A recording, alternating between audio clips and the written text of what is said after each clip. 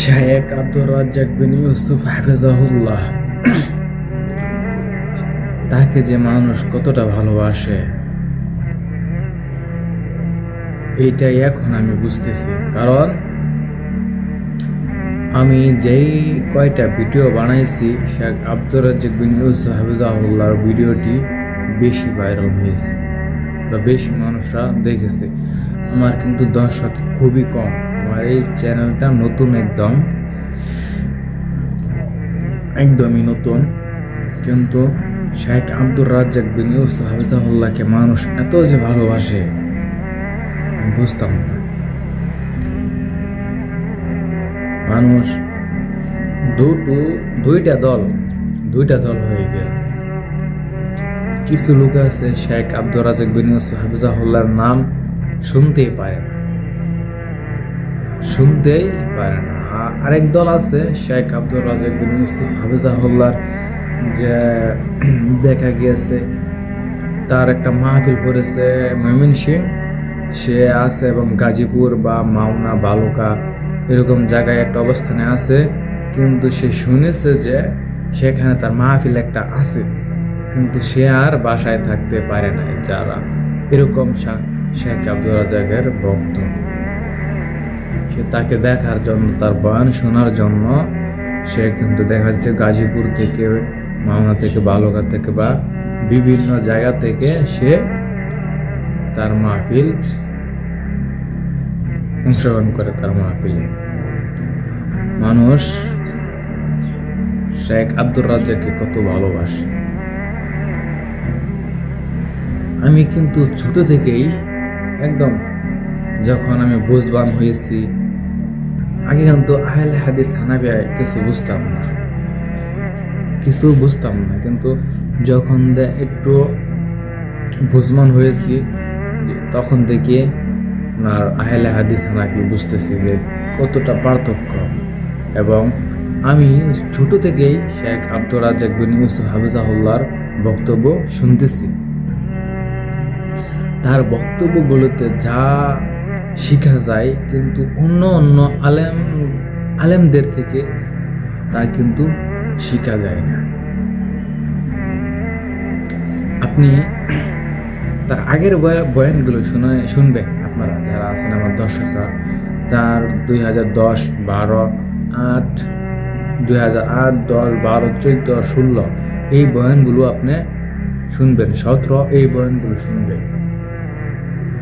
এই বয়ানগুলো শুনবেন, এগুলো শুনে আপনি অনেক উপকারিত হবেন। যেমন আমি কিন্তু মাদ্রাসায় কিছু শিখতে পারি। মাদ্রাসায় তেমন পড়ালেখা করি নাই, অল্প কিছু পড়ালেখা করেছি। যে আরবিটা আমি রিডিং পড়তে পারি এরকম আমি পড়ালেখা করেছি। আর হচ্ছে আপনার শেখ আব্দুর রাজ্জাক বিন ইউসুফ হাফিজাহুল্লাহ কীভাবে ঘরে ঢুকতে হয়, কীভাবে জ্বালানা বন্ধ করতে হয়, কীভাবে খাইতে হয়, কীভাবে কি করতে হয়, সব কিছু যেটা আপনারা শিখতে পারবেন। তার কিছু বই আছে, আদর্শ পরিবার, অনেক বিস্তারিত তার অনেক বই আছে এবং তার আপনার এগুলা বিষয়ে বক্তব্য আছে। সালাত নিয়ে বক্তব্য আছে, আদর্শ পরিবার নিয়ে বক্তব্য আছে, নারীদের নিয়ে বক্তব্য আছে। এবং যেহেতু বাংলাদেশে বেপরদায় কাজ আছে, যত হারাম কাজ আছে, সব বিষয়ে তার বক্তব্য আছে, সব কিছু শিখতে পারবেন ইনশাআল্লাহ। কিন্তু এই দেশের মাটিতে কিন্তু আবার কিছু আলেম আছে জাল জয়ীফ হাদিস দিয়ে আপনার দিন ধর্ম পালন করতেছে।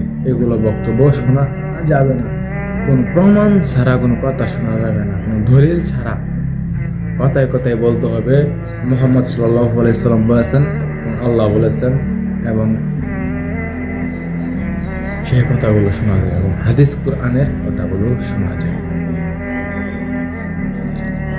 আর শেখ আব্দুর রাজ্জাক বিন ইউসুফকে অনেকে গালি দিয়ে থাকে, তখন আমার অনেক খারাপ লাগে, অনেক অনেক অনেক খারাপ লাগে। যারা শেখ আব্দুর রাজ্জাক বিন ইউসুফকে দেখতে পারেন না, আপনাদের দোহাই আপনাদেরকে আমি ছোট ভাই হিসাবে আপনাদের কাছে মাপ চাবো।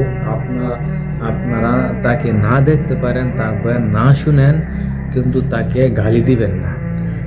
গালি দিয়ে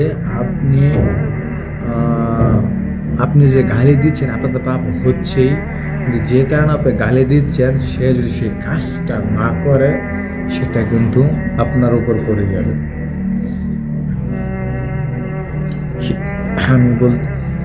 আমি যেই কথাটা বলতেছি যে আপনারা গালি দিবেন না, এটা আমার পক্ষ থেকে। আর আপনারা যে দলই করেন না কেন, আপনারা কেউ হিংসা করবেন না। আপনি হিংসা করবেন কোন জিনিসটি নিয়ে?